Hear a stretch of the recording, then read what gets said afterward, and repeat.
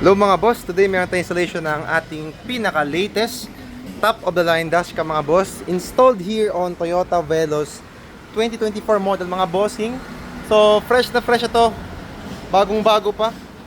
Yung odo niya mga boss, nasa 1,000 plus pa lang to. Nasa ano pa lang to mga boss, bagong bago pa talaga. So ito yung dashcam natin.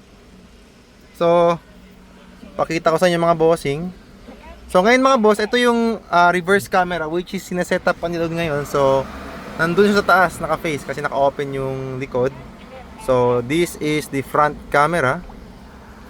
So ito mga bossing, by the way, let's say ganyan yung angle, pwede nyo pong i-adjust yan dito. That's the advantage. And then you can face it there. Yan, tapos nakaka-detect siya ng mga tao. Yung advantage sa kanya. And then mga bossing, hits here 4K resolution sa front, 1080p po sa likod. Tapos, yan, we have here some features. So, we have here the smart driving mga bossing. Ito yung mga sensors niya. So, ito yun, pag may nag-overtake, yan, to follow the lane. Tsaka ADAS, meron siya, mga bossing.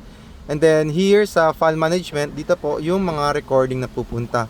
So, format muna natin si SD card. Quick format. Si SD card mga bossing is andito siya located sa pinakataas. By the way mga bossing, nagwa-wonder kayo paano ito kinabit. So andito lang, ganyan lang siya. Goma lang, tapos nakapatong. Very very sturdy, hindi po yan gagalaw basta-basta. Nakakawit po talaga yan sa stock na center mirror ng sasakyan nyo. So ito naman po mga bossing yung camera nya, which is na-adjust po yan kung gusto nyo. Yan, pwede yung itaas, pwede ibaba. Pero no need na mga bossing kasi pwede nga po dito i-adjust using the application. Tapos mga bossing, meron siyang wifi which is pwede nyo po i-connect yan sa cellphone nyo para kunin yung mga files. Balik ulit tayo dun sa likod. Tapos mga bossing, pag nag-reverse kayo, mamaya itatap nila yan sa reverse. Tusok lang kasi may warranty pa si kotse. So safe naman yung mga bossing, para at least pag nag-reverse kayo, meron na dito sa screen, meron pa dito. Tapos mga bossing, meron pa siyang feature wherein, let's say nag-park po kayo.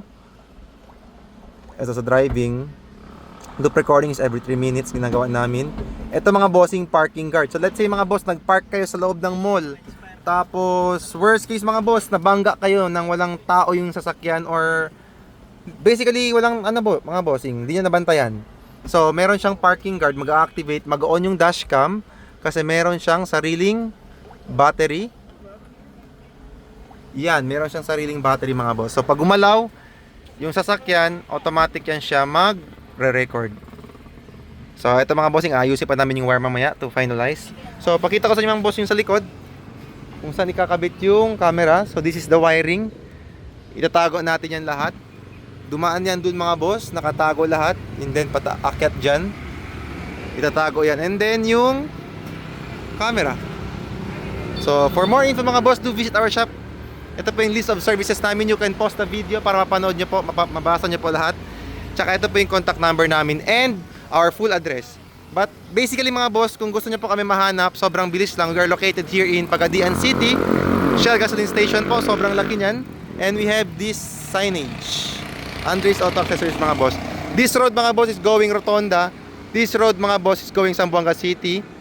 So dito po dumadaan yung mga bus. So highway yan mga boss, highway yan. So yun lang mga boss. Peace!